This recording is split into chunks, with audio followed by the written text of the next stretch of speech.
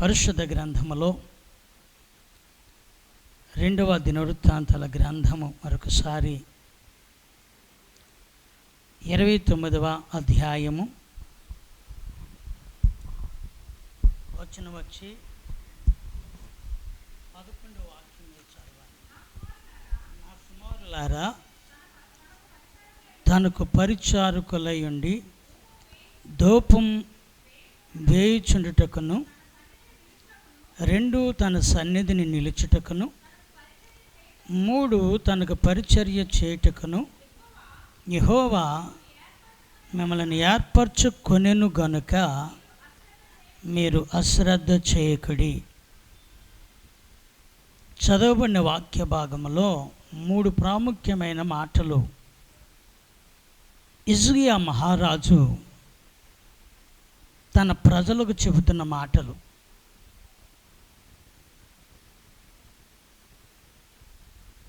హిజ్కియా ఏలన ఆరంభించినప్పుడు అనే మాట ఇక్కడ మనం ప్రారంభంలో 29వ మొదటి వచనంలో ఉంటుంది.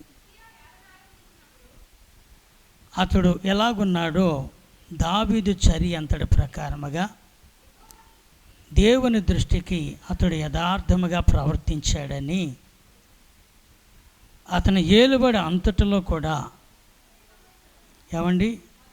యెహోవా మందిరపు తలుపులు తెరిచాడని మనము ఈ అధ్యాయములో 6వ వచనములో అంటున్న మాట ఏంటంటే, మన పితరులు ద్రోహులై మన దేవుడని యెహోవా దృష్టికి చెడునడతలు నడిచి ఆయనను విసర్జించారు. ఇంకా ఆయన నివాసానికి వారి ముఖమట ఏం చేశారు? పెడగా పెట్టి దేవుని ముఖాన్ని లేక దేవుని సన్నిధిని, దేవుని మాటను వారు చాలా అలక్ష్యం చేశారని తాను మాట్లాడుతూ ఈ చివరి ఈ 11వ వచనంలోకి వచ్చేసరికి అందుకే వారికి దేవుని యొక్క కోపం వారి మీదకి వచ్చిందని, భయము వారిని కమ్మిందని, వాళ్ళు అపహాస్యమునకు పాలయ్యారని 8వ వచనము చెబుతున్నది. ఏం పాలయ్యారట? అందుకే మీరు చదివితే యెరూషలేము కాపురస్తుల మీదను కోపించి, ఎవరు కోపించి? దేవుడు కోపించి యోధా వారి మీదను యెరూషలేము కాపురస్తుల మీదను కోపించి, మీరు కనులారా చూసినట్టు వారు ఆయన భీతికిని విస్మయమునకును నిందకును అపహాస్యమునకును ఏం చేశాడట? వారిని అప్పగించాడు. కాబట్టి మన తండ్రులు కత్తి చేత పడిరి, మన కుమారులు కుమార్తెలు భార్యలు చెరగా కొనుపోబడిరి. ఇదిగో ఇప్పుడు మన మీద ఉన్న ఇశ్రాయేలు దేవుడిని యెహోవా మహోగ్రత చల్లారునట్లు ఆయనతో మనము ఒక నిబంధన చేద్దాం. ఆ నిబంధన చెయ్యాలని నా మనసులో అభిలాష అన్నాడు. ఎవరు చెప్పాలి? ఎవరి యొక్క కోరిక? హిజ్కియా యొక్క కోరిక. అంటే హిజ్కియా నష్టాలు ఎందుకు వచ్చాయో గుర్తించాడు. సహోదరులారా, మన కుటుంబాల్లో నష్టాలు ఎందుకు వచ్చాయో నువ్వు గుర్తించగలిగితే నీవు మరలా దారి సరి చేయబడుతుందని అర్థం. స్తోత్రం. మన కష్టాలు మన నష్టాలు ఊరికినే రావు, అవునంటారా? అబ్బాయి ఫెయిల్ అయిపోయాడు, ఆ అమ్మాయి ఫెయిల్ అయిపోయింది అని అంటే అర్థం ఏంటి? ఫెయిల్ ఎందుకు అయిపోవాలి? సంవత్సరం అంతా వెళ్ళి ఎందుకు ఫెయిల్ అయిపోవాలి? బుక్స్ ఉన్నాయి, ఎందుకు ఫెయిల్ అయిపోవాలి? అన్ని రకాలుగా తల్లిదండ్రులు కొనిచ్చారు, ఎందుకు ఫెయిల్ అయిపోవాలి అని అంటే ఎక్కడో చదువు మీద ఏం పెట్టలేదు, సబ్జెక్ట్ మీద ఏం పెట్టలేదు. అది అర్థమవుతుందా? ఏం పెట్టలేదు? మనసు పెట్టలేదు. ఈరోజు యవ్వన బిడ్డలో ఎక్కువ మనసు దేని మీద పెడుతున్నారు పిల్లలంటే? Cell phone. చెప్పండి, దేని మీద పెడుతున్నారు? సెల్ను చూసినట్లుగా ఒక ఆయన అంటాడు, సెల్ను చూసినట్లుగా బైబిల్ని చూస్తే పరిశుద్ధులుగా ఎందరో మారిపోతారు అంటాడు. దేనికి స్తోత్రం. దేన్ని చూసినట్టు? సెల్లను చూసినట్లుగా దేన్ని చూడలేకపోతున్నాం అంటే సెల్ల మీద ఉన్న శ్రద్ధ దేని మీద ఉండటం లేదు, చదువు మీద కూడా ఉండటం లేదు. ఒక అబ్బాయి, నువ్వు నాకు సెల్ ఫోన్ కొనిస్తేనే నేను ఎక్కడికి వెళ్తాను, ఆడికి ఏం కావాలట? Cell phone. మొత్తానికి కొనిచ్చారు, 1,20,000 రూపాయలు సెల్ ఫోన్. ఇంకా ఆ సెల్ ఫోన్ అట్టుకుని ఆడుతూనే ఉంటాడు. ఏడిది ఏంటి వాడు ఆట? ఏమండి చదువుతున్నాడా వెళ్తున్నాడంటే చదవటం లేదు బ్రదరు, చదవలేదు బ్రదరు.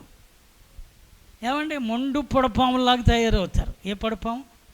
ఇక ఎంత చెప్పినా ఆ పొడపాములు కదలో. ఆ పొడపాములు ఎంతగా కొట్టినా సిగ్గుండదు. మన భాషలో చెప్పాలంటే ఏముండదు, ఇలా దులిపేసుకుని వెళ్ళిపోవడం. ఏంటి? చదువు మీద శ్రద్ధ ఉంటే సెల్ ఫోన్ ఎందుకు? చదువు మీద శ్రద్ధ ఉంటే ఏమండి సెల్ ఫోన్లతో పని ఉండదు. ఎందుకు అప్పుడే 4 కళ్ళద్దాలు వచ్చేస్తున్నాయి. అవి మా వాడు అప్పుడే తలదించేసాడు అక్కడ. ఏమండి పిల్లలకి ఇప్పుడు పిల్లలకి త్వరగా కళ్ళద్దాలు పడిపోతున్నాయి, త్వరగా బోర్డు మీద అక్షరాలు కనబడతలేదు. ఏంటంటే పక్కోడిది కూడా సరిగా నాకు ఆడు రాసిందంటే ఆడు ఇంక చిన్నగా రాస్తున్నాడేమో, తాటికాయలా రాసుంటే కనబడతాయి, కానీ పక్కోడు చిన్నగా రాస్తే అయ్యే కనబడలేదు అంటే అర్థం ఏంటి? ఇప్పుడే ఏమొచ్చేసింది? ఆ దూరంగా చూసే ఆ దూరదృష్టి ఏమవుతుంది? తగ్గిపోతుంది. ఆ యొక్క సెల్ ఫోన్ కావచ్చు, లేకపోతే నేను ఎందుకు ఈ మాట చెప్తున్నానంటే ఒకరనే కాదు, ఈరోజు ఎక్కువగా పిల్లలు దేనికి ఎక్కువ ఎడిక్ట్ అయిపోయారంటే, నిన్నే విన్నాను, నిన్న మొన్న కానీ వాడు పబ్జి దాదాపుగా ఏకంగా చెవుల్లో పెట్టుకుని ఆడుతున్నాడట. ఏం పెట్టుకుని? చెవుల్లో పెట్టుకుని ఏంటి?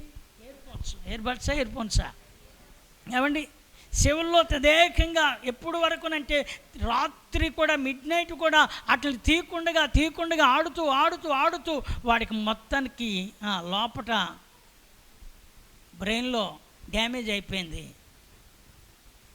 ఇంకంతే, హాస్పిటల్కి తీసుకెళ్ళే లోపలనే చచ్చిపోయాడు. ఎందుకు ఇలా జరిగిందని అడిగితే ఈ హెడ్ ఫోన్ వల్ల మొత్తం బ్రెయిన్ అంతా ఏమైంది? ఇది డ్యామేజ్ అయిపోయింది.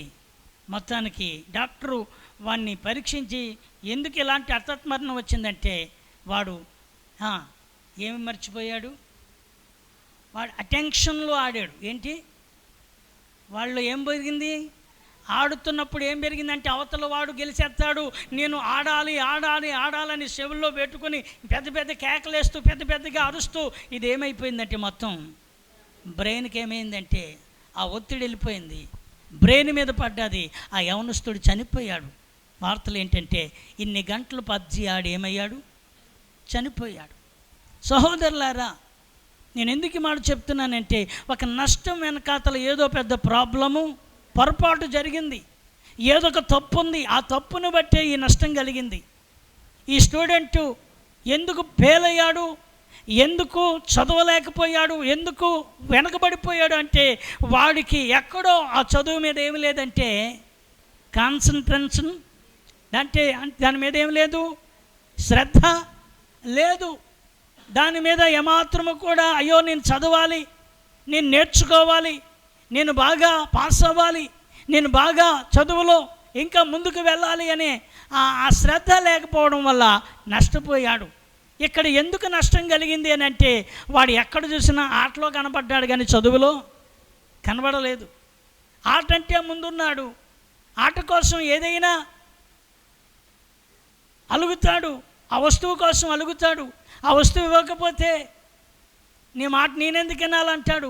ఆ వస్తువు కొనకపోతే నీకు నాకు సంబంధమే లేదంటాడు. ఆ వస్తువు ఇవ్వకపోతే అసలు నేను మీ కొడుకునేనా, అసలు నేను మీ అమ్మాయినేనా, ఏది ఇవ్వకపోతే చెప్పరే పిల్లలు ఏం చేస్తున్నారు, అసలు నేను మీ అబ్బాయినేనా లేకపోతే మీ అమ్మాయినేనా అని రివర్స్ గేర్ వేసి మళ్ళీ వాళ్ళ చేత మొత్తానికి కింద మీద పెట్టి వాళ్ళ చేత ఆ వస్తువుని ఏం చేస్తున్నారంటే ఆట వస్తువుని కనిపించుకునేదానికి ఉన్న శ్రద్ధ దేని మీద ఉండలేదంటే ఆ చదువు మీద ఉండలేదు.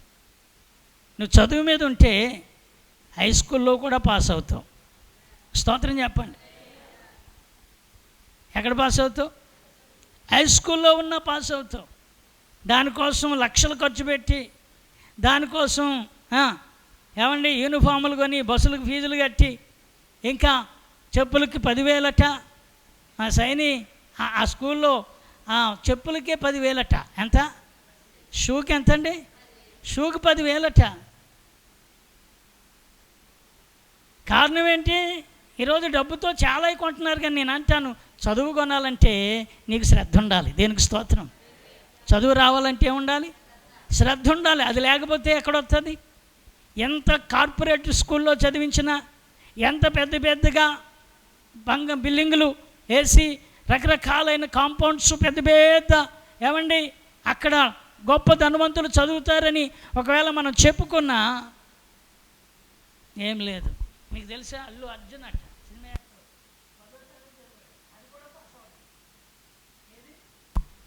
చెప్పండి, ఏం చదివాడు?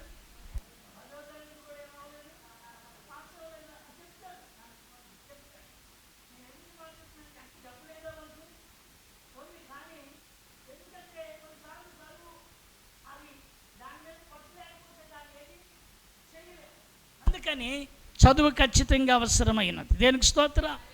దానిని చదవడానికి మనలో ఏముండాలి? చెప్పాలి. ఏముండాలండి? శ్రద్ధ ఉండాలి. శ్రద్ధ లేకపోతే ఎక్కడో కాడ ఏమొస్తుంది? నష్టం వస్తుంది. ఇప్పుడు హిజ్కియా గమనించాడు, అయ్యలారా మన పితరులు ఇదిగో వారు అవమానానికి, మన పితరులు నిందలకి, అపహాస్యానికి, భీతికి ఎందుకు వారు వెళ్ళిపోయారు, ఎందుకు దేవుడు వారిని వదిలేశాడు అంటే వారు దేవుని యొక్క మాట మీద ఏమి లేదు వాళ్ళకి. చెప్పాలి, మాట్లాడండి. దేవుని మాట మీద ఏమి లేదు, శ్రద్ధ లేదు. వారు అలక్ష్యం చేశారంట. ఎవరి మాట? ఈరోజు అయ్యలారా పెందలాడే దేవుని మందిరానికి రండి అంటే ఒక్కొక్కరికి టైంలోకి వస్తారు. దానికి అది మీ ఇష్టం. ఎందుకు నేను ఈ మాట చెప్తున్నానంటే మీకున్న సమయాన్ని బట్టి ఒకవేళ మీరు అనొచ్చు, అయ్యా నేను వద్దామనుకున్నాను, ఆ సమయంలో ఎవరో వచ్చారు, వద్దామనుకున్నాను, కొంచెం పనిని చూసుకుని ఆ పనిని చూసుకోవడానికి టైం పట్టింది, వద్దామనుకున్నాను అని ఒకవేళ మీరు ఎవరొకరు ఏదో ఒక కారణం చెప్పొచ్చు. మీ కారణాలు ఏమైనా కానివి, కానీ మనం వెళ్ళేది ఎవరి సన్నిధి అనేది గుర్తించుకోగలిగితే నువ్వు ప్రాధాన్యత దేవునికి ఇవ్వగలవు. స్తోత్రం కలుగును గాక.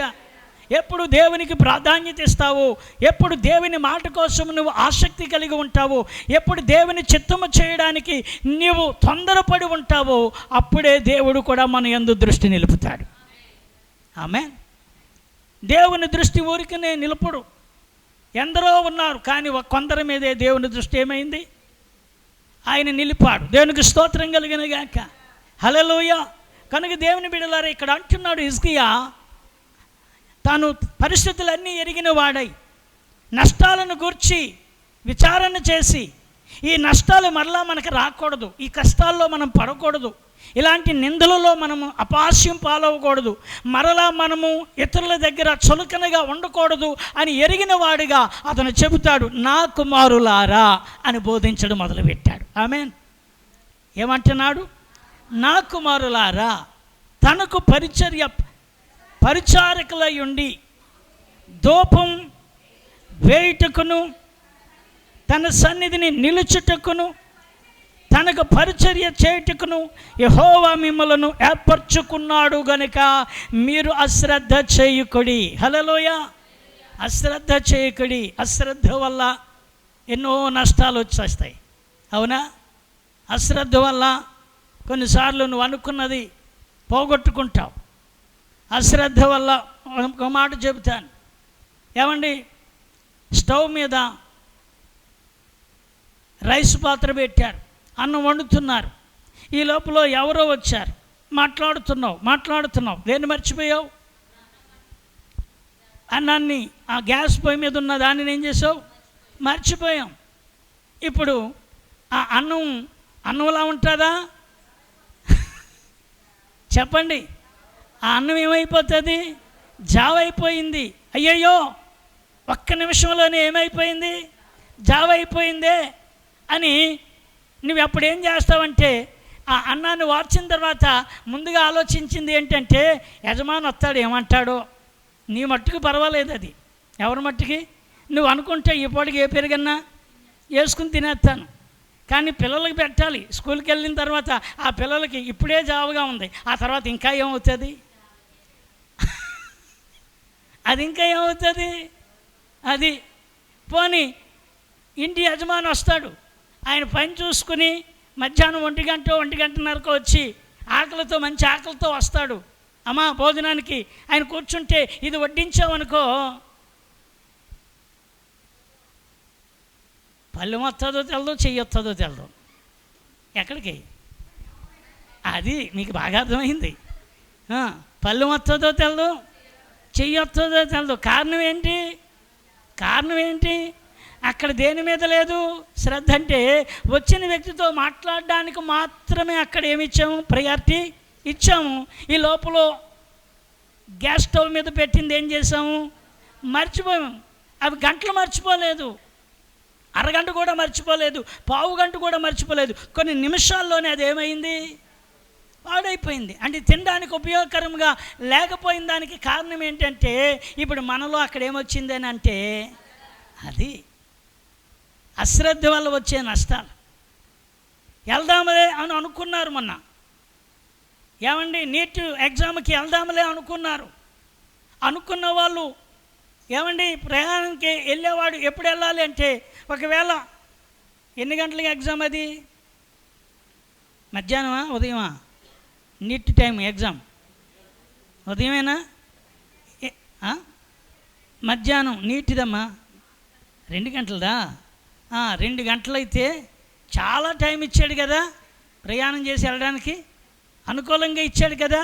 అయితే కొందరు ఏం చేశారు తెలుసా, ధీమాగా వెళ్ళారు ఎప్పట్లాగే. ఎలాగా, పర్వాలేదులే చాలా టైం ఉంది. ఈ లోపల మధ్యలో ఏమైంది, ట్రాఫిక్ జామ్ అవ్వడము, ఈ లోపల ఏమండి వర్షం ఆటంకము, ఈ లోపల ఏదో అంతరాయం కలిగింది. ఒక్క నిమిషంలో ఇక వెళ్ళి అదిగో ఆ లోపలికి వెళ్దాం అనుకునేసరికి ఒక్క నిమిషంలో గేట్ వేసేసారు. ఎంత చెప్పాలి, ఒకే 1 మినిట్లు. ఇంకా ఆ టైం అయిపోయిన తర్వాత ఇక లోపలికి ఎవరిని ఏం చేయరు, ఎలా చేయడానికి లేదు. ఎందుకంటే మునిపే నష్టం జరిగింది కదా, పోయినసారే నష్టం వచ్చింది కాబట్టి ఈసారి ఇంకా సిన్సియరిటీగా, పకడ్బందీగా, ఎలాంటి విధమైన ఏమండి మీడియాకి లోకు అవ్వకూడదు, చెడుగా ప్రచారానికి వెళ్ళకూడదు, ఎక్కడ అంతరాయం కలగకూడదు, ఏ విషయంలో కూడా మనము నిర్లక్ష్యంగా ఉండకూడదని కట్టుదిట్టం చేసి ప్రతి నిమిషము కూడా విలువైనదిగా చేసి ఆ నీటి పరీక్షకు ఆ డేట్ని నిర్ణయించి ఆ సమయాన్ని ప్రకటించారు. కొందరు వెళ్ళారు, కొందరు 1 మినిట్లో ఏమైపోయారు. ఏమండి రాయడానికి వెళ్ళిన వారు వాళ్ళ కాళ్ళు ఎలా పట్టుకున్నా సరే అనుమతి ఇవ్వలేదు. బోరిని ఏడ్చినా సరే, అయ్యా ఒక్క నిమిషం అయ్యా మా ప్రయాణంలో కొంత అంతరాయం కలిగిందయ్యా, ట్రాఫిక్ జామ్ అయిందయ్యా, వచ్చే దారిలో ప్రమాదం జరిగిందయ్యా, వచ్చే దారిలో వర్షం ఆటంకమైందయ్యా, సమయానికి బస్సు రాలేదయ్యా, సమయానికి ఆటో దొరకలేదయ్యా, సమయానికి నువ్వెన్ని చెప్పినా ఇక నీకు అక్కడ నో ఎక్స్క్యూజ్ మీ. ఎందుకంటే నీవు అలాగ ప్రిపేర్ అయితే ఒకవేళ నీవు తెల్లవారుజాము 4 గంటలకే బయలుదేరిపోవాలి. అలాంటి అంతరాయాలు వస్తాయని గుర్తెరిగితే నీవు రాత్రి నిద్రపోకుండానే ప్రయాణం చేయడానికి సిద్ధపడాలి. దేనికి స్తోత్రం. పరీక్ష కేంద్రానికి ఇంకా కొంత సమయం, కొన్ని గంటలు ఉండగానే వచ్చి అక్కడ వెయిట్ చేయాలి తప్ప నువ్వు నిమిషాల్లో నువ్వు ప్రయాణం చేస్తూ వస్తున్నట్లయితే అది సాధ్యమయ్యేది కాదు. ఇప్పుడు తప్పెవరిది చెప్పాలి, తప్పెవరిది? ప్రభుత్వం నిర్ణయించిన సమయానికి వాళ్ళు 1 నిమిషానికి అవకాశం లేదని వారి మీద నిందేద్దామా, వారి మీద కోప్పడదామా, వారిని రిపోర్ట్ చేసి అయ్యా అదిగో మీడియా మిత్రులారా 1 నిమిషంలో లోనకు పంపలేదు, ఎంత కఠినాత్ములు, ఎంత కఠినమైన అధికారులండి అని వారిని నిర్దాక్ష్యంగా మాట్లాడదామనంటే నో. అక్కడ ఏంటంటే నీకు ఒక సమయం ఇచ్చారు, ఆ సమయానికి ముందుగానే అక్కడ ఉండాలి. స్తోత్రం. ఆ సమయం దాటిన తర్వాత నువ్వు ఎంత గొప్పవాడివైనా, ఎంత నాయకుడు నీకు తెలిసిన వాడైనా, ఎమ్మెల్యే నీకు పరిచయస్తుడైనా, మినిస్ట్రీ గారు పరిచయస్తుడైనా, ఎంపీ గారు పరిచయస్తులైన, కలెక్టర్ గారు పరిచయస్తులైన ఎవరు అనుమతి ఇంకా అక్కడ, ఎవరు రిక్వెస్ట్, ఎవరి యొక్క ఏమండి అధికారుల మాట కూడా అక్కడ చెల్లదు. ఎందుకంటే నీకున్న సమయాన్ని శ్రద్ధగా దానిని నువ్వే ఏం చేయాలంటే ఉపయోగించుకోవాలి. దేనికి స్తోత్రం. దేవుని వాక్యంలో ఉంది, దేవుడు మనల్ని మేలు చేసేవాడు, దేవుడు మనల్ని దీవించాడు, దేవుడు మన పక్షముగా యుద్ధం చేస్తాడు, దేవుడు మనల్ని ఎక్కడా విడిచిపెట్టేవాడు కాదు. ఇక్కడ అంటున్నాడు, మన అశ్రద్ధ వల్లే మనం నష్టపోయాము గనుక దేవుడు మనల్ని ఏర్పరచుకున్నాడు. స్తోత్రం చెప్పండి. నిజమే, ఈరోజు నీ ప్రార్థన వినడానికి ఆయన సిద్ధంగా ఉన్నాడు. ఎవరో వస్తే ప్రార్థనకి ప్రతిఫలం ఇస్తానని చెప్పలేదు, నీవు నాకు మొర్రపెట్టుము. జవాబు చెప్పరే, మాట్లాడాలి. నీవు నాకేం చెయ్యి, మొర్రపెట్టుము, నీకేమిస్తాను. ఇంకొక మాట ఉంది, తనకు నిజముగా అనే మాట మరలా పక్కనే యాడ్ చేశాడు. తనకు నిజముగా అంటే కొందరు అవసరానికి మొర్రపెట్టే వాళ్ళు ఉంటారు, కొందరు అవసరం తీరిపోయిన తర్వాత బాయ్ బాయ్ ఎవరితోని. కొంతమంది అనుకుంటారు, అమ్మ దేవునితో నాకు పని అయిపోయింది, ఎందుకంటే నేనేమిచ్చేసాను, కానుకిచ్చేసాను. ఒక ఆవిడ్ని నిన్న ఎవరు అంటున్నారు, అమ్మ నువ్వు ప్రార్థనకి వెళ్తావు లేదు ఏంటని. మన సహోదరులు కాదు కానీ వేరొకరు, నువ్వు ప్రార్థనకి వెళ్ళలేదు, మందిరానికి వెళ్ళలేదు, సహవాసానికి ఏంటి వెళ్తూ లేదని అంటే ఆమె అంటుందట, కానుకలు పంపించేస్తున్నానండి అంటుందట. ఏం పంపించేస్తున్నాను? నేను ప్రతివారం వెళ్ళకపోయినా ఏం పంపించేస్తున్నాను? కానుక పంపించేస్తాను. అంటే ఆవిడ దృష్టిలో కానుక పంపించేస్తే నేను ఎక్కడికి వెళ్ళినట్టు, కానుక పంపించేస్తే నేను మందిరంలో ఉన్నట్టు, కానుక పంపించేస్తే నేను మందిరంలో దేవునికి ఇష్టంగా ఉన్నట్టు, కానుక పంపించేస్తే అని కొందరు ఏమనుకుంటున్నారంటే నా కానుక వెళ్ళిపోతుంది కనుక నా కానుకతో పాటు నేను కూడా వెళ్ళినట్టే. వాళ్ళు ఏమనుకుంటున్నారు, అయినా అనవసరం, కానీ నేను వెళ్ళకపోయినా నేనేం పంపించేస్తున్నాను. దేవుడి నీ కానుక కోసం అయితే ఆయన దరిద్రుడు కాదు, ఆయన బీదవాడు అసలే కాదు. దేనికి స్తోత్రం చెప్పండి. దేవుడికి కానుక లేకపోతే ఆయన కానుక కోసమే వస్తాడా? ఆయన కానుక కోసమే ఉన్నాడా? కానుకిస్తే సరిపెట్టుకుంటాడా? కాదు. ఆయన ఎవరు? శ్రీమంతుడైన దేవుడు. చప్పట్లు కొట్టి స్తోత్రం చెప్పండి. ఆమేన్. ఆయన ఎవరు? శ్రీమంతుడు, సర్వ సంపదలు గని, సకలము ఆయన యొక్క చేతిలో, ఆయన గుప్పిలు విప్పగా సమస్త జీవుల కోరిక తీర్చబడుతూ ఉన్నదని వాక్యం సెలవిస్తుంది. దేవునికి స్తోత్రం. ఆయన సమృద్ధిని ఇవ్వగలిగిన వాడు, పెంట కుప్పల మీద నుండి దీనులను పైకి లేవనెత్తగలిగిన వాడు, బలహీనులను బలవంతులుగా చేయగలిగిన వాడు, ఒంటరి అయిన వారిని 1000 మందిగా మార్చగలిగిన వాడు, నీ పక్షముగా నిలిచి యుద్ధము చేయడానికి ఆయన గాలి వాహనం మీద వచ్చేవాడు. దేవునికి స్తోత్రం చెప్పండి. హల్లెలూయా. బేకరి కార్యాలు జరిగించేవాడు. ఆయనకి కానుకిస్తే సరిపోతుందా? చాలామంది అనుకుంటున్నారు, నేను కానుకిస్తున్నానండి అందుకని సంఘంలో నేను కనబడతాను. ఒకవేళ నువ్వు సంఘంలో, ఒకవేళ దేవుని సేవకుడు కానుకను బట్టి నిన్ను గుర్తించవచ్చు, కానీ దేవుడు నిన్ను గుర్తించాలంటే తనకు నిజముగా మొర్రపెట్టేవారై ఉండాలి. ఆమేన్. తన యందు ఏం కలిగి ఉండాలి? శ్రద్ధ కలిగిన వారై ఉండాలి. ఇక్కడ అంటున్నాడు, అందుకే నా కుమారులారా తనకు పరిచారకులై ఉండి ధూపం వేయుచుండుటకును తన సన్నిధిని నిలుచుటకును తనకు పరిచర్య చేయుటకును యెహోవా మిమ్మల్ని ఏం చేశాడు? ఏర్పరచుకున్నాడు. కనుక మీరేం చేయకండి, అశ్రద్ధ చేయకండి. మిమ్మల్ని ఏర్పరచుకున్నదే ఆయన సన్నిధిలో ధూపం వేయడానికి, మిమ్మల్ని ఏర్పరచుకున్నదే ఆయన సన్నిధిలో పరిచర్య చేయడానికి, మిమ్మల్ని ఏర్పరచుకున్నదే పరిచారకులుగా ఉండడానికి. దేనికి స్తోత్రం. పరిచారకులట, ధూపం వేసేవారట, పరిచర్య చేసేవాని దానికి దేవుడి ఏర్పాట్లో ఉన్నారు కనుక మీరు ఆయన సన్నిధిని ఏం చేయకండి, అశ్రద్ధ చేయకండి. దేవుని వాక్యం సెలవిస్తుంది, శ్రద్ధ గలవాడట ఏలుబడి చేస్తాడని. సామెతల గ్రంథం 10వ అధ్యాయంలో మనం చూస్తాం. చూడండి, సామెతల గ్రంథం 10వ అధ్యాయము శ్రద్ధ గలవాడు 4వ వచనంలో ఉంటుంది. 10:4 చూడండి. శ్రద్ధ గలవాడు బద్ధకంగా పని చేయవాడు దరిద్రుడవుతాడు, శ్రద్ధ గలవాడు ఐశ్వర్యవంతుడగుతాడు. స్తోత్రం చెప్పండి. దేవుడు ఏం చెప్తున్నాడు ఇక్కడ? సొలొమోను మహారాజు చెప్తున్నాడు ఏమాట? శ్రద్ధ గలవాడు ఏం చేస్తాడట?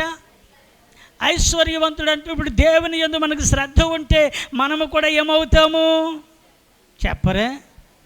అవ్వాలని ఎవరికి లేదా? చెప్పాలి గట్టిగా. అయ్యి బాబోయ్ కొంచెం గట్టిగా చెప్పండి. వద్దులేండి, ఈ బతుకు చాలండి. ఏ బతుకు?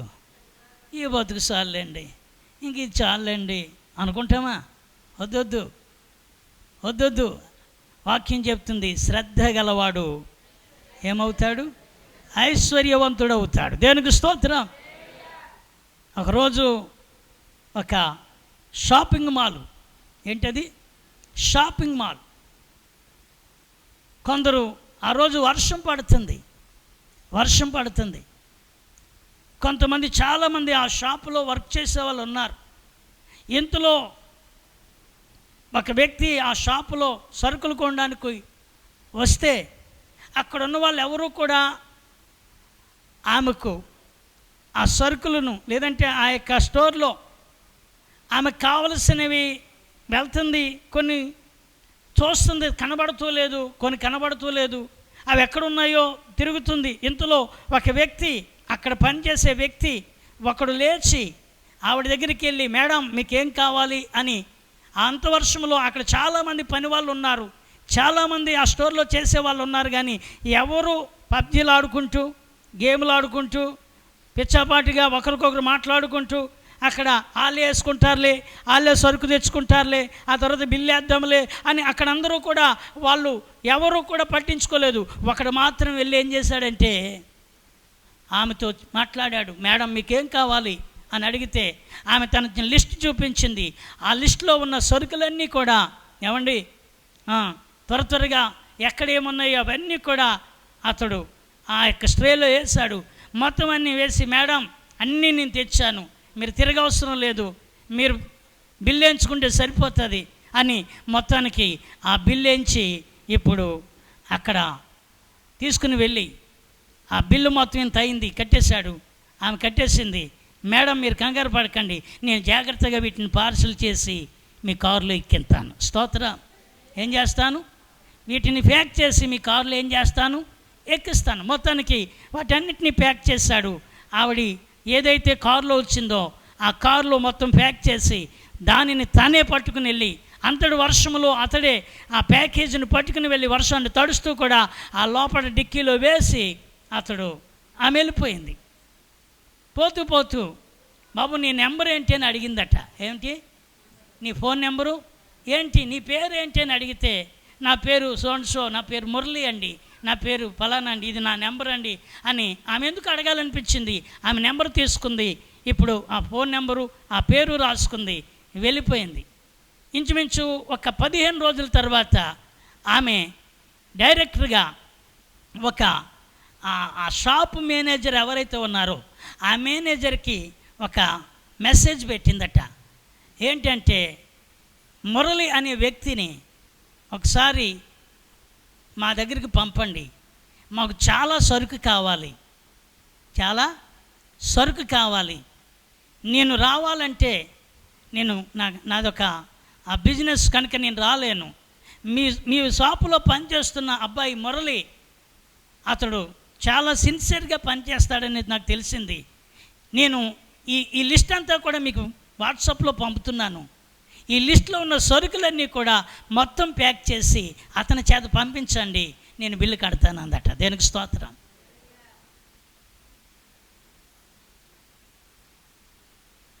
ఆ మేనేజర్ మురళిని పిలిచాడు. మురళి ఎక్కడున్నావు? ఎక్కడో వర్క్ చేస్తున్నాడు. ఇందుకో పలానా మేడం నీకు తెలుసా అంటే, అయ్యా మొన్న వచ్చారు, ఆమె తెలుసండి, నేను ఫోన్ నెంబర్ ఇచ్చాను, అయితే ఆవిడ నీతో కొన్ని ప్రత్యేకమైన మన షాపు నుంచి కొన్ని సరుకులు కావాలని, ఈ మాల్ నుంచి కావాలని కోరుకున్నారు, ఆమె మెసేజ్ పెడతానంది, మొత్తం ఆవిడ కావలసినవన్నీ కూడా మొత్తం ప్యాక్ చేయండి అంటే దాదాపుగా ఆ సరుకు పట్టుకెళ్ళడానికి ఒక లారీ వచ్చిందట. ఏమొచ్చింది? ఏం పట్టుకెళ్ళడానికి? ఆ సరుకు పట్టుకెళ్ళడానికి ఏమొచ్చింది? లారీ వచ్చింది. ఆ లారీ సరుకు పట్టుకెళ్తుంది ఆమె. ఇదేంటి ఇంత సరుకు ఆవిడకి ఎందుకు?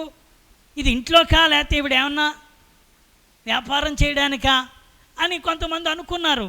మొత్తానికి ఇప్పుడు ఈ మురళి అనే వ్యక్తిని నాకు ఇంకెవరు పంపొద్దు, ఆ సరుకుతో పాటు మురళి అనే అబ్బాయిని పంపించండి, నేను మీకు వెంటనే అమౌంట్ ఎంతో చెప్పండి, బిల్లు పెట్టండి, నేను పే చేసేస్తాను.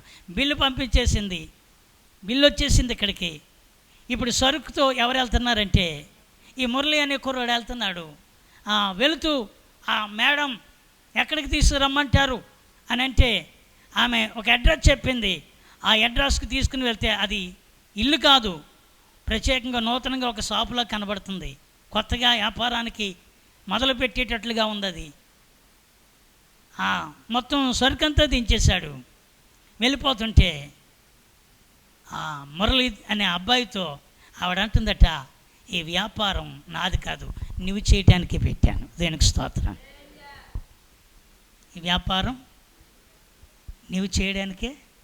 నీ జీతం ఎంతో తెలుసా? 1,00,000 రూపాయలు. స్తోత్రం చెప్పండి. నీ జీతం ఎంతో తెలుసా? ఎందుకు అని అంటే నేను గమనించింది అక్కడున్న విషయం ఏంటో తెలుసా? అక్కడ అందరూ కూడా ఆటలాడుకుంటున్నారు. అందరూ కూడా సమయాన్ని ఏమండి తమకున్న పని చేయవలసిన సమయాన్ని ఎవరు కూడా పని చేయడానికి శ్రద్ధ వహించలేదు. ఆ ఒక్కడే ఉన్నవాడు మేడం వెతుక్కుంటూ ఉందని గుర్తెరిగి నేను వెళ్ళి ఆ మేడంకి హెల్ప్ చేస్తాను, ఆవిడకేవో కావాలో అన్నీ నేను అడిగిన సరుకులన్నీ కూడా ఏం చేస్తాను, ఆమెకు కావలసినవన్నీ కూడా నేను ప్యాక్ చేస్తానని తన పనిలో ఏం కలిగి ఉన్నాడో చెప్పండి. ఇప్పుడు అది దేనికి స్తోత్రం చెప్పండి. తన పనిలో ఏం కలిగి ఉన్నాడు? బాబు, తమ్ములారా, అక్కలారా, సహోదరులారా, తన పనిలో ఆ యవనస్తుడు ఏం కలిగి ఉన్నాడంటే శ్రద్ధ కలిగి ఉన్నాడు. అంత వర్షంలో తడిచాడు. అంత వర్షంలో కూడా అందరూ కూడా అతనికి హెల్ప్ చేయకపోయినా తానే అన్నీ ప్యాక్ చేసి ఆమె డిక్కీలో, మొత్తం కారు డిక్కీలో వేసి వెళితే ఆమె గుర్తించింది ఏంటో తెలుసా? ఇలాంటి వాడు ఉంటే వ్యాపారం అద్భుతముగా విజయవంతముగా సక్సెస్ అవుతుంది. దేనికి స్తోత్రం. తన పనిలో శ్రద్ధ కావాలి. అందుకే వాక్యం ఏం చెప్తుంది? సామెతల గ్రంథంలో చెప్తుంది, శ్రద్ధ గలవాడు ఏం చేస్తాడు? ఐశ్వర్యవంతుడు అవుతాడు. మనకి దేవుడు ఏ చిన్న పని ఇచ్చినా అందులో మనం ఏం కలిగి ఉండాలి? ఏముండాలి? శ్రద్ధ ఉండాలి. కొన్నిసార్లు ఈ పని నా చదువుకి, నా బతుకి ఈ పని అంటే అక్కడ ఏమీ చేయలేము. అక్కడ ఏ రకమైన సక్సెస్ అవ్వలేము. అది అవ్వాలంటే మనలో ఏముండాలంటే శ్రద్ధ ఉండాలి. దేనికి స్తోత్రం. హల్లెలూయా. శ్రద్ధ గలవాడు ఏం చేస్తాడు? ఐశ్వర్యవంతుడు. దేవుని యందు కూడా ఏముండాలి? మనకి శ్రద్ధ ఉంటే నీ ప్రార్థనా జీవితంలో శ్రద్ధ ఉండాలి. దేవుని యొక్క వాక్యము చదవడంలో ఉండాలి, ప్రార్థించడంలో ఉండాలి. దేవుని మందిరములో, దేవుని చిత్తములో నడిచే విషయంలో నీకు శ్రద్ధ ఉంటే ఖచ్చితంగా దేవుని కన్నులు నీ మీద నిలిచి ఉంటాయి. స్తోత్రం కలిగినగాక. శ్రద్ధ బాగా పనిచేయవాడు ఐశ్వర్యవంతుడు. ఐశ్వర్యవంతుడంటే ఒకటే కాదు, ఆత్మీయతలో కూడా నువ్వు పెరుగుతావు. ఆమేన్. హల్లెలూయా. ఏమండి, అంతమందిలో తిమోతి ఒక్కడే కనబడ్డాడు పౌలుకి. దేనికి స్తోత్రం. ఎవరు కనబడ్డారు? చాలామంది యవనస్తులు ఉన్నారు, చాలామంది ఆయన యొక్క ఉపదేశాన్ని విన్న వాళ్ళు ఉన్నారు, చాలామంది ఆయనతో పాటు ప్రయాణం చేసిన వాళ్ళు ఉన్నారు, చాలామంది ఆయనతో పాటు కలిసి ఏమండి ఆ యొక్క మిషనరీ సేవలో వెళ్ళిన వారు ఉన్నారు. కానీ ఎందుకో పౌలుకి నా నిజమైన కుమారుడా అని అంటాడు. దేనికి స్తోత్రం. ఎవరిని గురించి? తిమోతిని గురించి అంటాడు. నా నిజమైన కుమారుడా తిమోతి అని సంబోధిస్తూ ఉంటాడు. ఆమేన్. హల్లెలూయా. ఇదిగో నీవు బోధించుటలోను, ప్రార్థించుటలోను, ప్రకటించుటలోను నీకు నువ్వే జాగ్రత్త కలిగి ఉండు. అప్పుడు నిన్ను గూర్చి, నీ బోధన విని వారిని గూర్చి నువ్వేం చేయబడతావంటే రక్షించుకుంటావు. దేవునికి స్తోత్రం కలిగినగాక. చూడండి వాక్య భాగంలో తిమోతి పత్రికలో మనము చూస్తే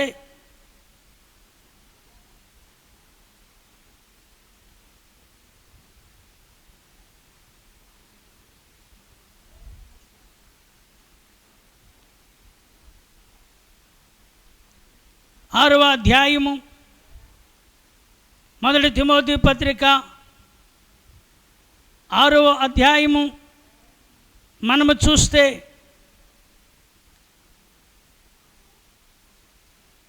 11వ వాక్యములో మీరు చూసిన మాట, దైవజనుడా నీవైతే వీటిని విసర్జించి నీతిని, భక్తిని, విశ్వాసమును, ప్రేమను, ఓర్పును, సాత్వికమును ఏం కలిగి ఉండు, సంపాదించుకున్నట్టుకు ప్రయాసపడుము.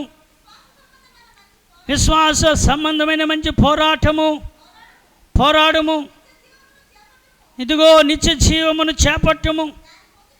దానిని పొందుటకు నీవు పిలువబడి అనేక సాక్షుల ఎదుట మంచి ఒప్పుకొంటివి. దేవునికి స్తోత్రం, హల్లెలూయా అంటున్నాడు దైవజనుడైన పౌలు గారు తిమోతితో అంటున్నాడు, నీతిని, భక్తిని, విశ్వాసమును, ప్రేమను, ఓర్పును, సాత్వికమును సంపాదించుకోవటానికి నువ్వేం కలిగి ఉండు అంటే శ్రద్ధ కలిగి ఉండు. దేవునికి స్తోత్రం. దేనికోసం శ్రద్ధ ఉండాలి? ఇప్పుడు చెప్పరే, దేని విషయంలో శ్రద్ధ ఉండాలి? నీతి కోసం ఏముండాలి? శ్రద్ధ ఉండాలి. భక్తి చేసే విషయంలో ఏముండాలి? శ్రద్ధ ఉండాలి. విశ్వాసం విషయంలో ఏముండాలి? శ్రద్ధ ఉండాలి. ప్రేమ విషయంలో ఏముండాలి? శ్రద్ధ ఉండాలి. ఓర్పు కలిగి ఉండాలి. సాత్వికమును సంపాదించుకోవడానికి ఏం చేయాలి? విశ్వాస సంబంధమైన మంచి పోరాడము. నిత్య జీవమును చేపట్టము. దానిని పొందుటకు నీవేం చేయబడ్డావు? దేనిని పొందడానికి పిలువబడ్డావు? నువ్వు నిత్య జీవాన్ని పొందడానికి పిలువబడ్డాం. ఆమేన్. మనం ఎందుకు పిలువబడ్డాం? పక్కలతో చెప్పండి, నువ్వెందుకు వచ్చావని చెప్పండి. నువ్వెందుకు పిలువబడ్డావు? డౌటే. వెళ్తామో వెళ్ళమో? ఎక్కడికి డౌటే కదా. అసలు ఆ పేరెత్తితే మనం సరిపోతామా అన్నట్టు. ఏమండి, మనం ఎక్కడికి వెళ్ళాలి? అర్థమవుతుందా అమలారా? అర్థం కాకపోతే ఒకసారి దేవునికి స్తోత్రం చెప్పండి. అంటే అర్థం అవ్వలేదని స్తోత్రం చెప్పారా?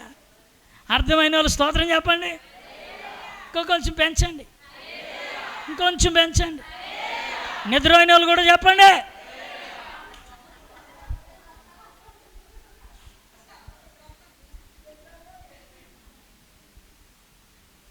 బండి ఆగదు, బ్రేక్ లేదన్నమాట. పదం ఏటో తెలదు.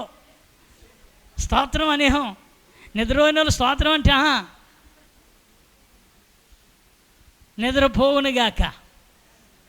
హల్లెలూయా. ఎందుకు పిలువబడ్డాం?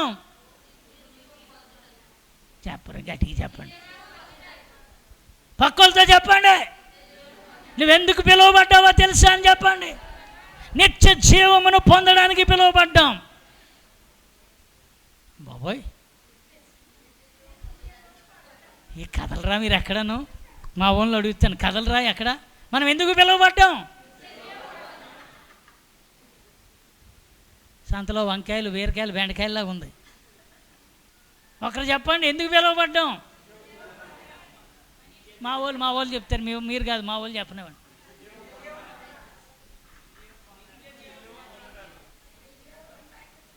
మీరు చెప్పండి. నిత్య జీవము ఎవరి చేత పిలువబడ్డాం? నిజమేనా?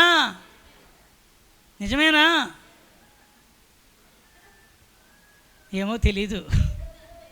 ఏమో ఆ టైంకి ఉంటానో ఉండనో ఎక్కడికి అని అనుకోకండి. మనం ఎక్కడికి పిలువబడ్డాం?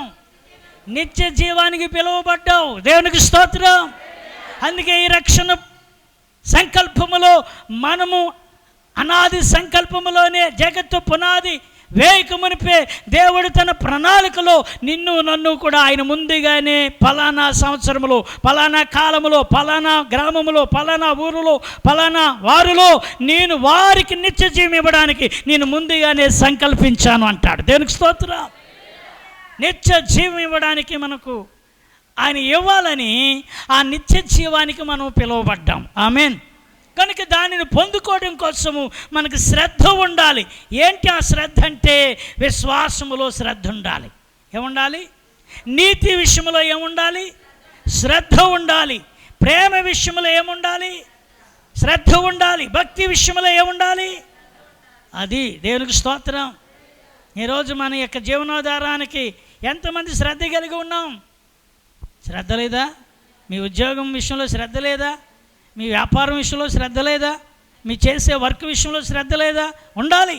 అది ఉంటేనే వెళ్ళి మనము ఆ పనిని సంతోషంగా చేయగలం. దేనికి స్తోత్రం. అర్థమవుతుందా? ఆ పనిని ఏం చేయగలం? హ్యాపీగా చేయగలం. ఇదే నా బతుకు, ఇదేనా నా వ్యాపారం అనుకుంటే నీలో ఉన్న ఆ నిరాశ నిన్ను ఇంకా ఏం చేస్తుందంటే వెనక్కి తీసుకెళ్ళిపోతుంది, ముందుకెళ్ళనివ్వదు.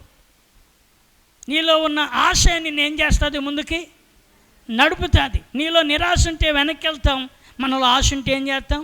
ముందుకెళ్తాం.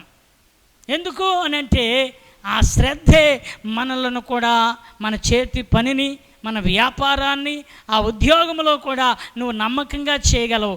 అధికారులు నీకు అప్పచెప్పిన దానిని ప్రతిదీ కూడా ఏమాత్రం సమయం నిర్లక్ష్యం లేకుండా దానిని చేయడం ప్రారంభిస్తుంటే ఏదో ఒక రోజు నీ పై అధికారి నీకు ప్రమోషన్ ఇచ్చి వెళ్ళిపోతాడు.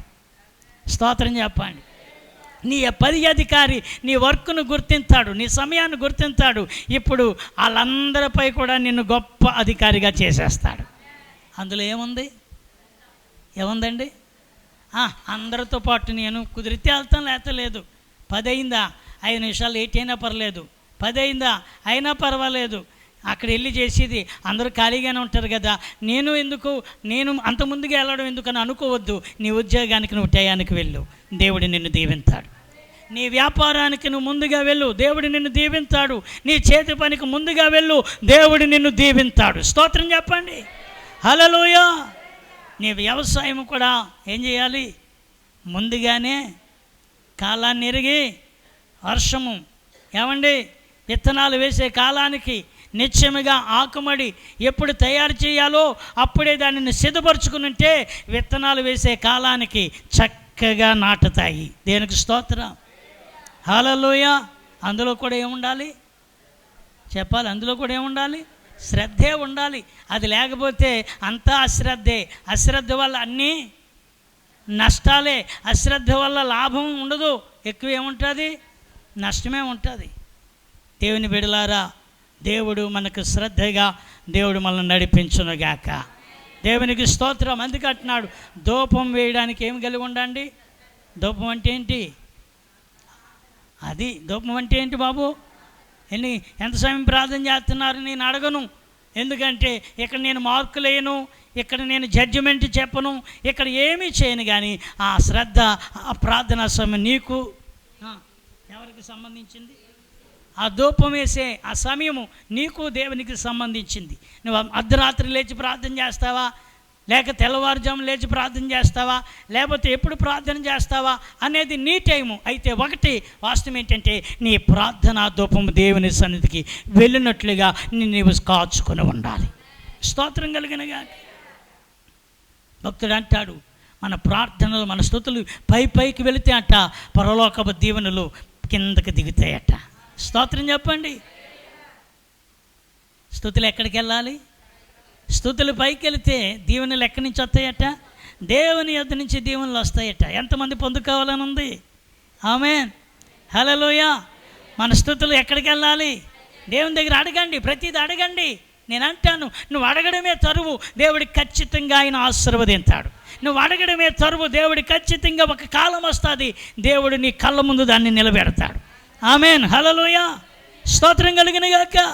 నువ్వు అడగడంలో విశ్వాసంతో అడుగు. నువ్వు ధూపం వేసి దేవుని సన్నిధిలో మోకరించి పట్టుదలతో, ఆసక్తితో, విసుగక దేవుని అడుగు. ఆయన ఖచ్చితమైన కార్యాలు మన కుటుంబ జీవితాల్లో, బిడ్డల జీవితాల్లో దేవుడు జరిగించబోతున్నాడు. ఆమేన్. హల్లెలూయా. ఆయనకు అసాధ్యమైనది ఆయన చేయగలడండి. గడిచిన కొన్ని వారాల క్రితం చెప్పాను, తల్లి చచ్చిపోతూ ఆ కొడుకు ఏం పేరు పెట్టింది? యాకోబు కొడుకుల్లో ఒకని పేరు ఏం పేరు? అది ఏం పేరు? అతని మరొక పేరేంటి? అర్థం చెప్పారు, అసలు పేరు చెప్పలేదు. బెనోని. ఏం పేరు? బెనోని అని పెట్టి చనిపోయింది. ఎవరు ఆమె? అది ఎవరామె? రాహేలు చనిపోయింది. బెనోని పేరు పెట్టి చనిపోయింది. బెనోని అనగా ఇప్పుడు చెప్పారు కదా మోషే గారు, ఏం పేరు?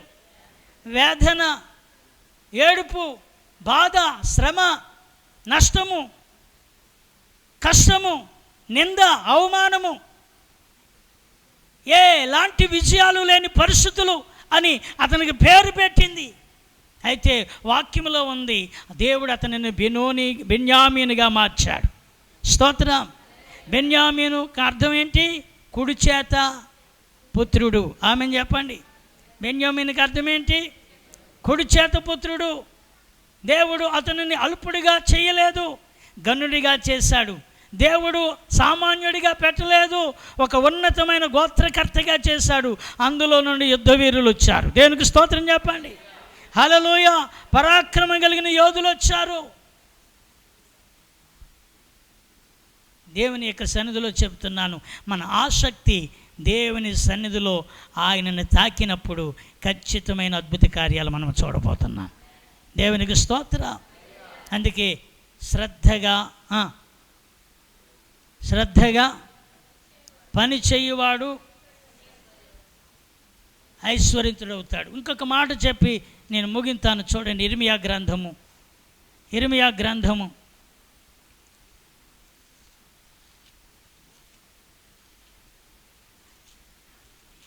48వ అధ్యాయం 10వ వచనం.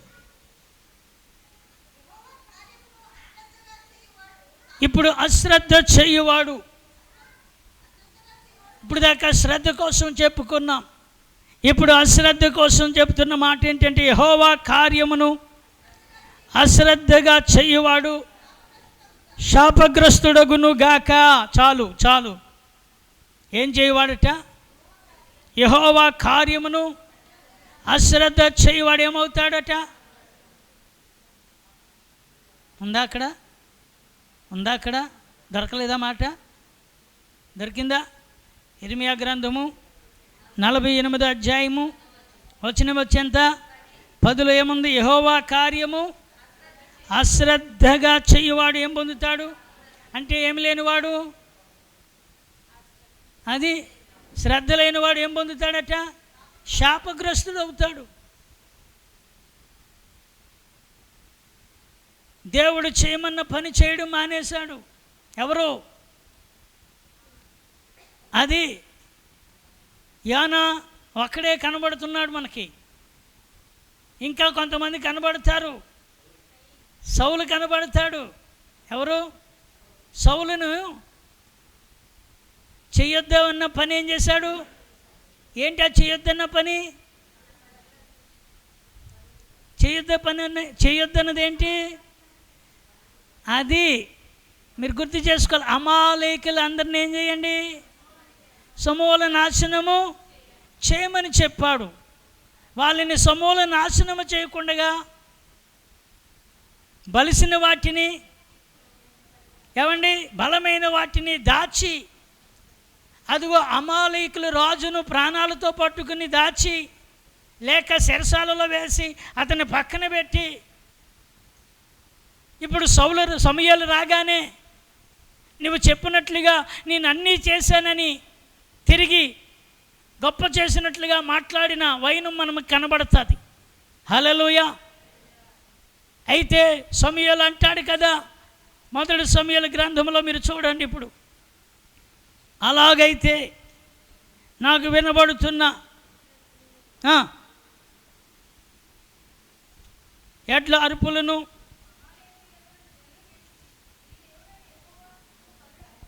అధ్యాయం ఒకసారి జ్ఞాపకం చేయండి. మొదటి సమూయేలు గ్రంథము ఇదిగో 15వ వాక్యములో ఉంది. అందుకు సౌలు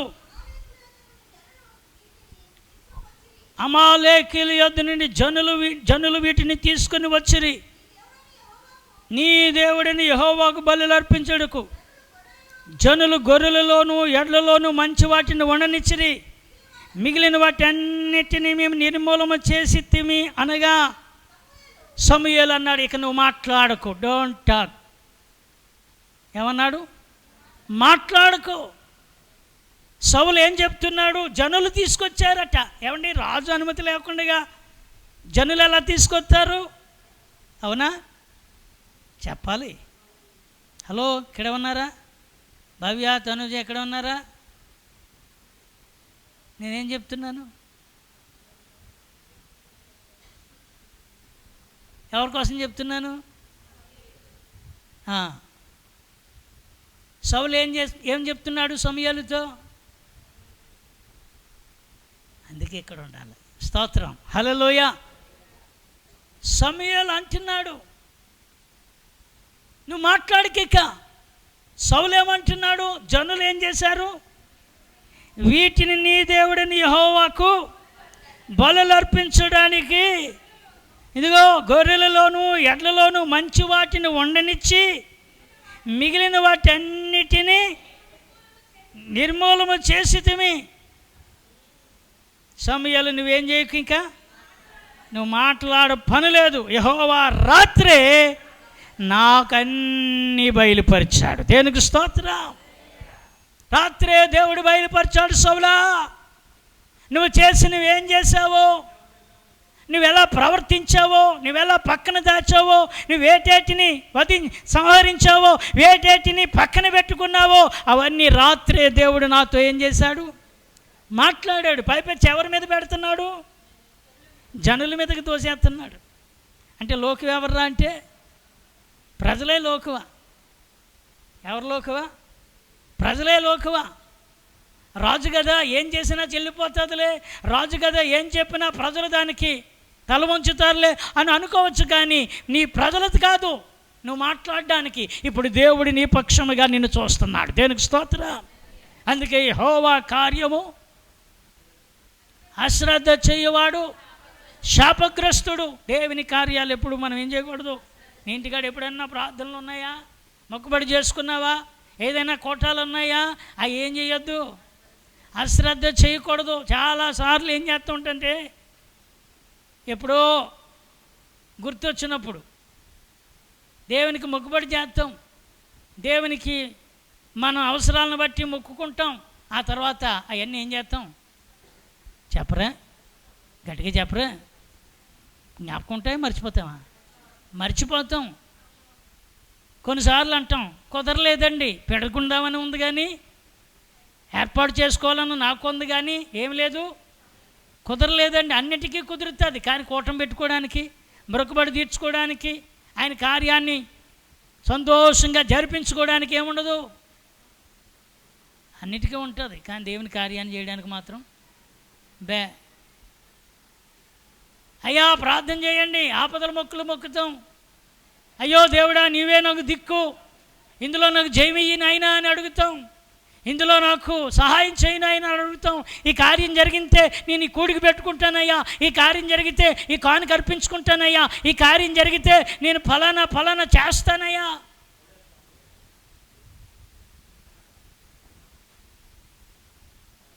ప్రియమైన దేవుని బిడ్డలారా, ఇవన్నీ కూడా మనం పొందుకున్న తర్వాత పక్కన పెడతాం. చేయడానికి బదులు సాకు చెబుతాం, చేయడానికి బదులుగా కాలాన్ని ఇంకా ఎక్కువగా నిర్లక్ష్యంగా తీసుకుంటాం. అందుకే వాక్యం అంటుంది యెహోవా కార్యము అశ్రద్ధ చేయువాడు. అంటే అక్కడ లాభమా నష్టమా చెప్పండి? అక్కడ లాభం ఉందా నష్టం ఉందా? శాపం వస్తుంది. ఏంటి ఆ శాపం అంటే దేవుడే నీ ఆశీర్వాదాన్ని, నీవు పొందుకోవలసిన విజయాన్ని, నీకు చెందవలసిన దానిని ఆయన ఇక పక్కన పెడతాడు. అది ఆగిపోతూ ఉంటుంది. మేలుకు బదులుగా ఏమవుతుంది? కీడు కలుగుతుంది. మేలుకు బదులుగా నష్టం వస్తుంది, శ్రమ ఎదురవుతుంటుంది. ఆ పని ముందుకెళ్ళదు, ఏమీ చేయలేవు. కారణం ఏంటి? ఎంత ప్రార్థన చేసినా నువ్వు అనుకుంటావు ఇంక ప్రార్థన వల్ల కాదు జరిగేది, ఎక్కడికో వెళ్ళి జ్యోతిష్యం దగ్గరికి వెళ్ళిపోవాలి, లేకపోతే ఎక్కడికో వెళ్ళి సిద్ధాంతి దగ్గరికి వెళ్ళిపోవాలి, ఎక్కడికో వెళ్ళి ఏదో పతి దగ్గరికి వెళ్ళిపోవాలి, ఏదో చెప్తారు అక్కడ ఖచ్చితంగా నాది పని జరుగుతుంది అని మనం అనుకుంటాం. కానీ అది ఏమీ జరగదు. ఎందుకంటే నువ్వు ఎన్ని తిరిగినా దేవుడు నిన్ను అక్కడి నుంచి కదలడానికి అవకాశం లేకుండా పెద్ద కప్పేసేసాడు. దేవునికి స్తోత్రం. ఏమేసాడు అంతే. యెహోవా కార్యం ఎప్పుడు శ్రద్ధగా చెయ్యాలి. ఆమెను చెప్పండి. సౌలా నువ్వు మాట్లాడవలసిన పని లేదు. రాత్రే దేవుడు నాకు నువ్వు ఏం చేసావో బయలుపరిచాడు కనుక ఇదిగో ఇక మీదట దేవుడు నిన్ను రాజుగా ఉండడానికి ఏం చేయలేదు, అంగీకరించలేదు. హల్లెలూయా. 18వ వచనంలో చూడండి, 18వ వచనంలో చూడండి, చదువమ్మా. 17వ వాక్యం చూడండి, 17. అందుకు సమూయేలు, నీ దృష్టికి నీవు అల్పుడిగా ఉన్నప్పుడు ఇశ్రాయేలు గోత్రముల మీద ఆయన నిన్ను ఏం చేశాడు, శిరస్సు వైతివి. మరియు యెహోవా నిన్ను సాగనంపి నీవు పోయి పాపాత్ములైన అమాలేకుని నిర్మూలము చేయము, వారు లయమగు వరకు వారితో యుద్ధము నీవు ఎందుచేత యెహోవా మాట వెనక దోపిడి మీద ఎగబడి ఆయన దృష్టికి. అందుకు సౌలు అంటున్నాడు, అలాగ మాట్లాడొద్దు. నేను యెహోవా మాట విని యెహోవా నన్ను పంపిన మార్గమును పోయి అమాలేకుల రాజును అగగును వచ్చి అమాలేకుల్ని నేనేం చేశాను. అయితే నీ దేవుడిని యెహోవాకు బలి అర్పించుటకై జనులు సప్పితమగు గొర్రెలలోను ఎడ్లలోను ముఖ్యమైన వాటిని తీసుకొని వచ్చారని సమూయేలుతో అవి ముందే చెప్పేసి. అక్కడ ఒక మాట ఉంది, ఆ గొర్రెలు ఆ ఎడ్లు ఎలాంటివట, అది శాపం శపితమైనవి దేవుడు అంగీకరిస్తాడా? చెప్పాలి. శపించబడినవి ఆయన అంగీకరిస్తాడా? అవి శపితం, శాపకరమైనవి, అసహ్యమైనవి, దేవునికి అర్పించడానికి చూడకూడదు.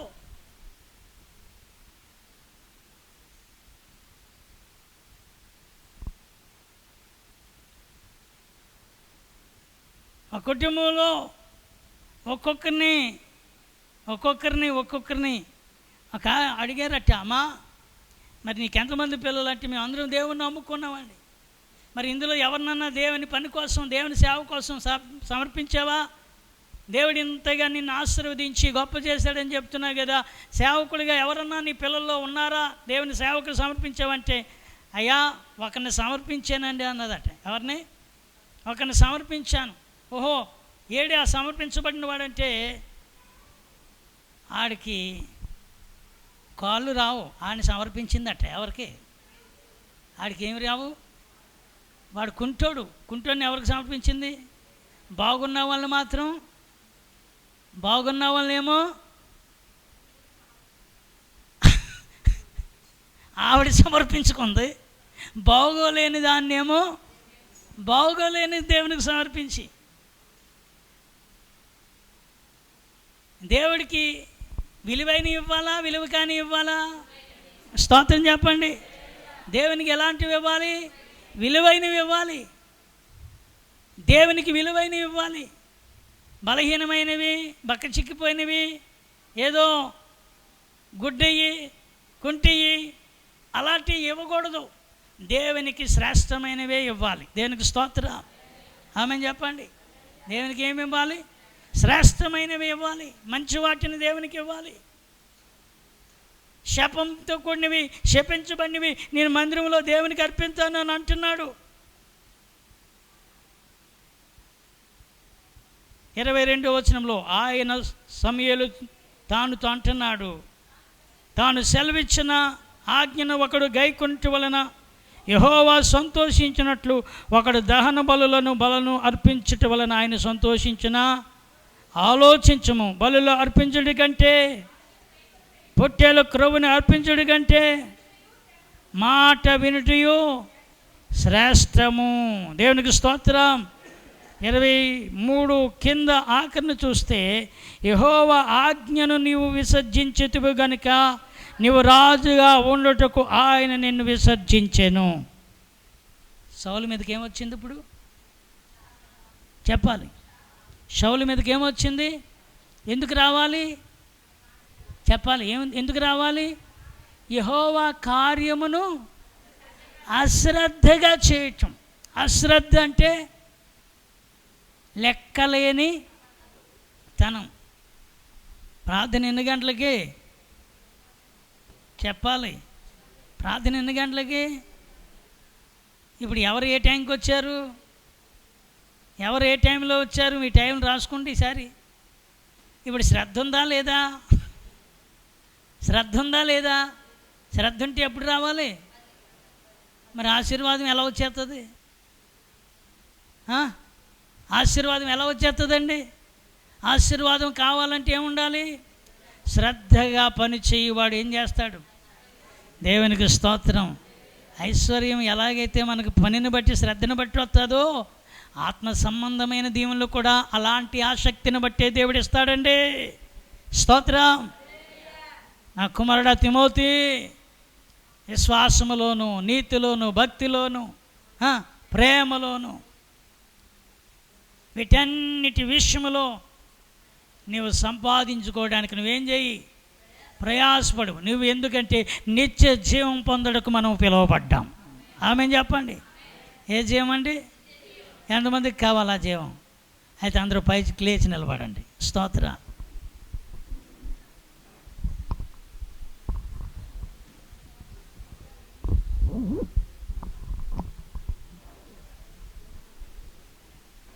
సమయమిదే,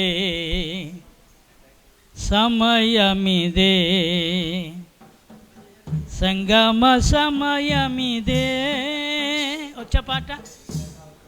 సీయోనులో చేరుటకు సంగమ సమయమిదే, సీయోనులో చేరుటకు సంగమ సమయమిదే, సమయమిదే, సమయమిదే, సంగమ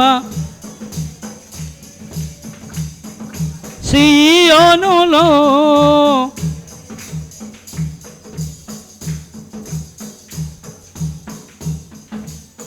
చూడుము భూమి మీద కారు చీకటి, చూడుము భూమి మీద కారు చీకటి,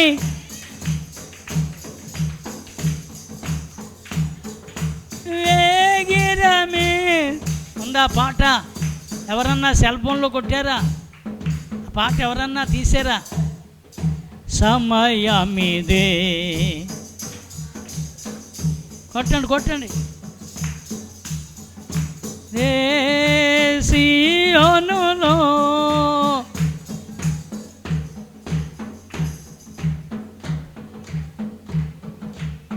ధూళి దులుపుకొనుము నీ మెడ కట్లు, ధూళి దులుపుకొనుము నీ మెడ కట్లు, సుందరమైన వస్త్రము వేగమి ధారించి సిద్ధపడుము, సుందరమైన వస్త్రము వేగమి ధారించి సిద్ధపడుము. సమయమిదే. మామూలు కొట్టు. సమయమి మామూలుగా మామూలుగా.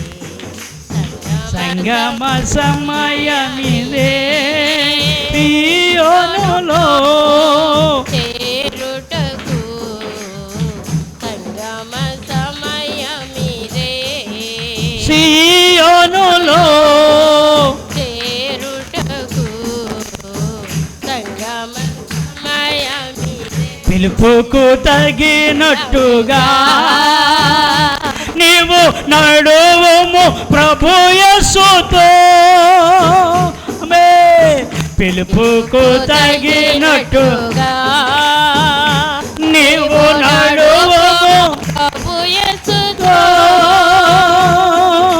ప్రేమలోనే నిలువు చేపట్టుము ప్రేమలోనే నిలువుము నిత్య జీవ